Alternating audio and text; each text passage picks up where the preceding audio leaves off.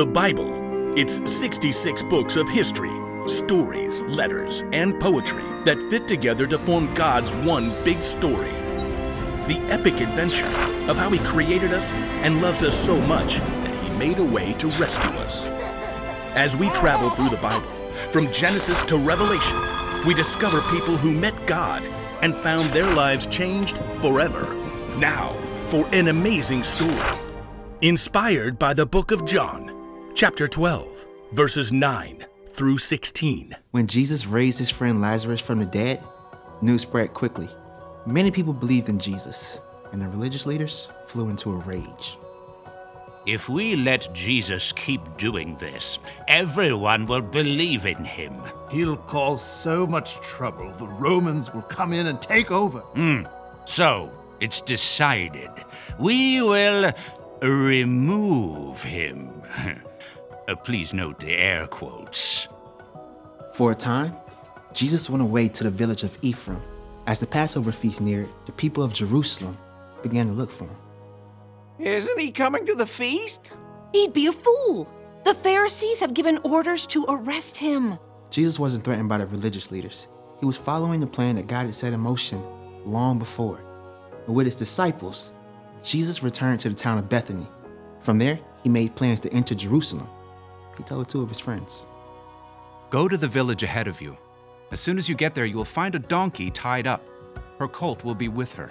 Village, check. Donkey, check. Colt, check. Untie them and bring them to me. Untie. Wait, what? We can't just go taking someone's donkeys. Anyone says anything to you, say that the Lord needs them. The Lord needs them. Check. And the owner will send the donkeys right away. We're on it.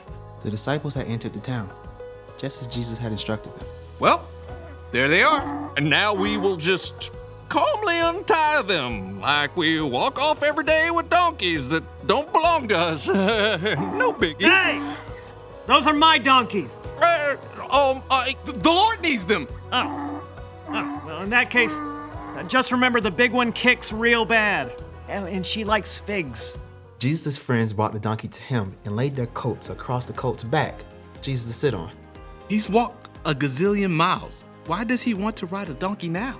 Jesus wasn't too tired to walk. He was carrying out the plan that God had set in motion long before. Hundreds of years earlier, the prophet Zechariah had written, Say to the city of Zion, see, your king comes to you. He is gentle and riding on a donkey. Now Jesus was showing everyone that he was the king that God had promised.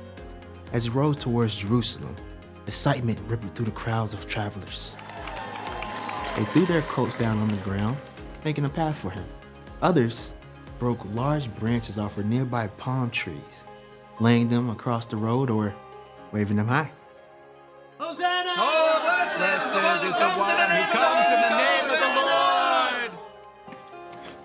Some people ran ahead of Jesus as others streamed behind in a joyful, glorious parade. Hosanna!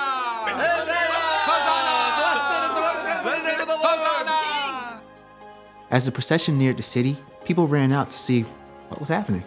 Who is this? This is Jesus, the prophet from Nazareth. Yeah, he brought Lazarus back from the dead. In all the excitement, though, one group of people was not pleased. The religious leaders.